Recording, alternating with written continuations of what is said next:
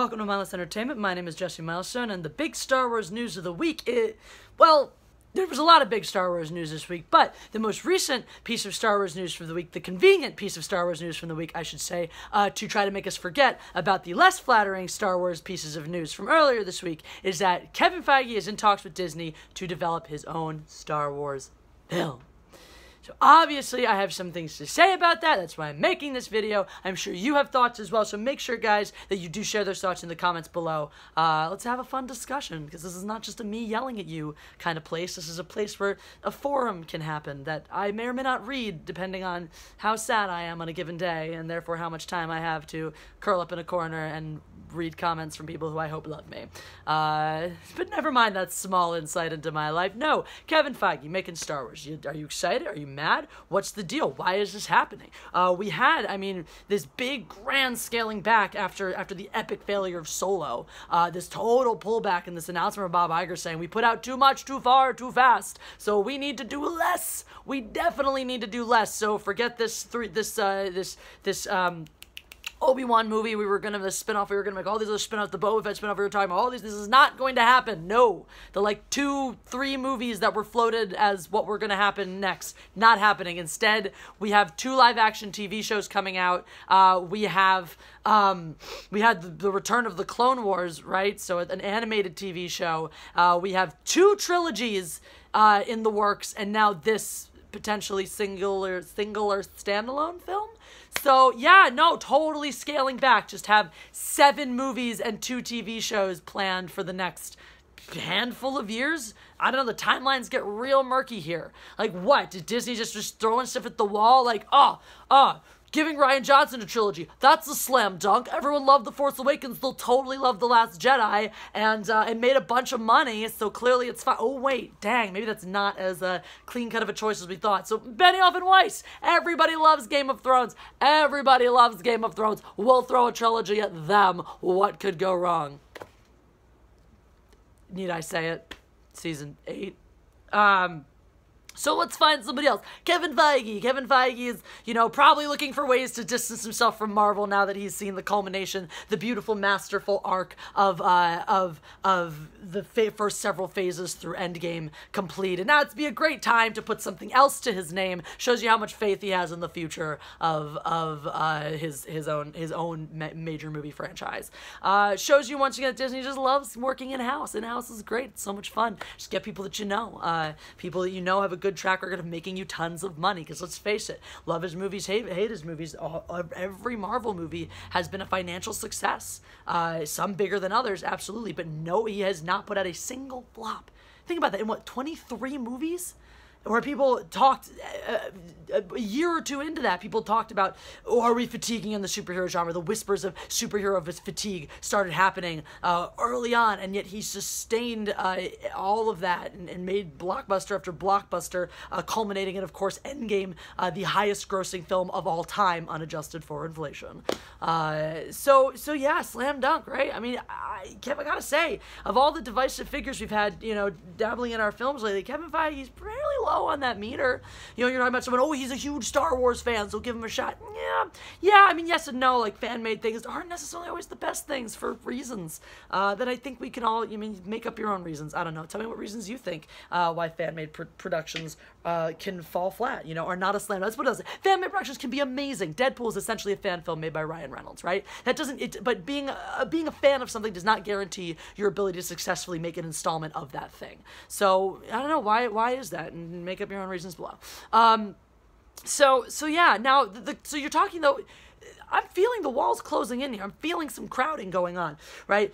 David Benioff in development for a trilogy. Rian Johnson in development for a trilogy. Kevin Feige talking about developing a film. And obviously, Feige's, pretty busy with Marvel still and whatnot. And so when will he fit this in? I don't know. This could come later. But you're talking about 7 movies from people with big names. Whether you like them or hate them or think they're worth anything at all. These are not small potato guys. They're not going to sit on a project. They're not going to keep themselves locked into Disney developing these projects forever.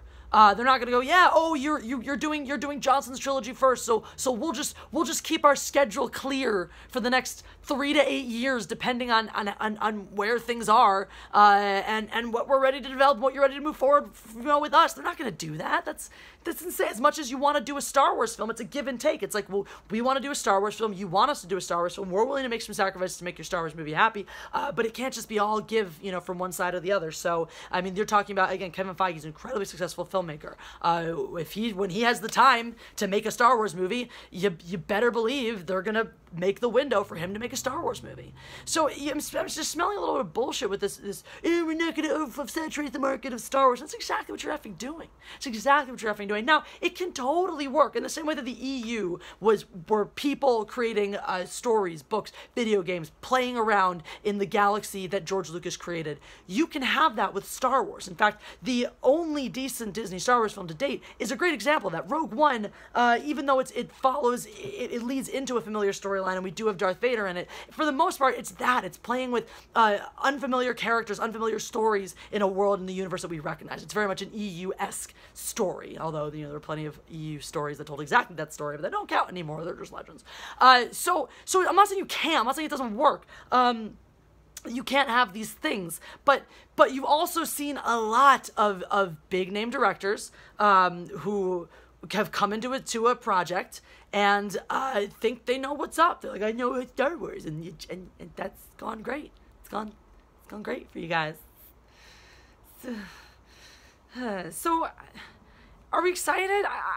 It's just hard for me to be excited about anything to do with Star Wars anymore. There have been so many missteps, down to like, how do you release a Star Wars land at Disney World that isn't successful? How do you do that? That's like having a Star Wars movie that's a flop. It's impossible, right? Oh, wait. So I don't know. I have concerns. I have questions. I have serious questions. I'm looking at a company that's throwing shit at the wall to see what sticks.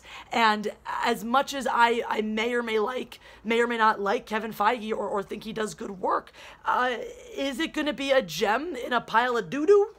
I said doo-doo. Is it going to be like a shining diamond inside a turd, inside a mountain of turds that maybe all of the other movies that we get? And if so, does that make it worth it?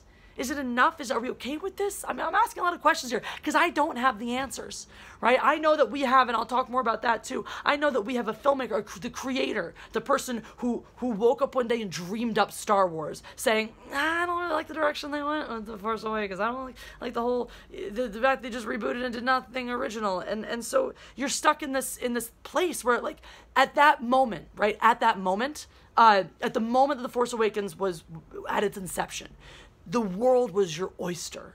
All you had to do was make something better than the prequels. And you could do anything. And they chose to do nothing new, nothing original. And then, so you have The Last Jedi now, where people are like, well, he did original new things, and everyone still got mad about it. And the thing is, he really didn't do anything new. They just don't realize that. But now you've created this narrative where everyone's kind of stuck between this rock and a hard place of, well, we want to make it feel like Star Wars, but if it's too much like the old Star Wars, it's just going to be a copy, and people are going to lose interest. But we don't want to, break rank too much and make things too crazy and divisive, because then we'll be the next Rian Johnson, and nobody wants that. But the reality is that you're just changing the wrong things and preserving the wrong things, right? Yes, preserve the universe, preserve the feeling of the universe, preserve the rules in which it operates, right? Which is something The Force Awakens did, and The Last Jedi did not. That's what it changed. The Last Jedi wasn't innovative in that it brought us new stories and new plots and new ideas. It was innovative the way Rian Johnson is always innovative. He's like a little kid going, I don't have to follow your rules. That's exactly what he did. He didn't tell us any new story, anything particularly interesting. He just took the existing framework that he was given and just tore it all apart. Let's just rip it apart because I'm such a creative genius. I always compare Rian Johnson. He's like that kid in college who's doing like creative arts, some sort of experimental film, or experimental visual arts, and he's just having a temper tantrum on his canvas, or on his celluloid, and thinks he's a fucking genius for it, and everyone else can just see right through it. Except some people don't. Some people buy into that hook, line, and sinker. Case in point, everyone who defends The Last Jedi. So you've created this false narrative, this idea that, well, we don't want change, but we don't want it if it's too much the same. It's like, no, you preserve the right things. You preserve the rules that govern this universe. You preserve the things that are beautiful about it. The ideas of the Force, the balance of power that exists out there, and you add to it. Right? Because that's the thing. The Force Awakens got the baseline, but it didn't add anything. The Last Jedi removed the foundation. and still didn't add anything. It just changed the fundamental foundation. Leave the foundation. It's good. It's sound. It's solid. There is a reason that people will still go back and watch the first Star Wars movie over and over and over again. There is a reason why parents show their children the original trilogy when they are wee little things. There is a reason that all that stuff is good. You're working on a good foundation. Right? You just have to build somewhere. You can't just keep running in circles on the same floor. Does Kevin Feige have the guts, have the talent, have the imagination to do that? I couldn't say. I think that he understood working and building on a top of foundation. He demonstrated that pretty well with the Marvel Cinematic Universe.